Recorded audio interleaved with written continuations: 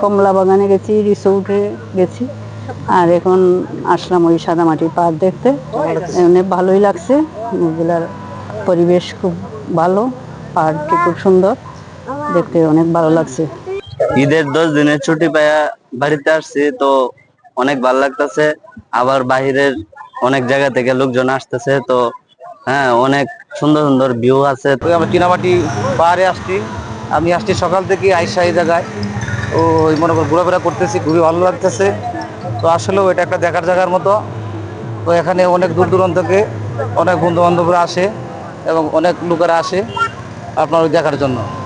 জায়গাতে আসছি এই দুর্গাপুর সাদামাটি পাহাড়ে। এখানে অনেক সুন্দর জায়গা এবং পরিবেশটা অনেক ভালো। সাদামাটি, নীল পানি এবং বিভিন্ন কালারের মাটি, যা মানুষকে আসলে মুগ্ধ করে। এবং কি আমি আসছি, আমার ভালো লাগছে, আমার ফ্যামিলি আসছে, এবং যারা কখনো আসে না এখানে তারা অবশ্যই আসার আমন্ত্রণ হলো, আসলে অনেক ভালো লাগবে। নেত্রকোনা জেলার দুর্গাপুর উপজেলায় সাদামাটির পাহাড় এবং সোমেশ্বরী নদীকে ঘিরে প্রতিনিয়তই পর্যটকদের আনাগোনা হয় এই এলাকায়। ঈদের এই লম্বা ছুটির মধ্যে পর্যটকদের সংখ্যা বহুগুণে বৃদ্ধি পেয়েছে।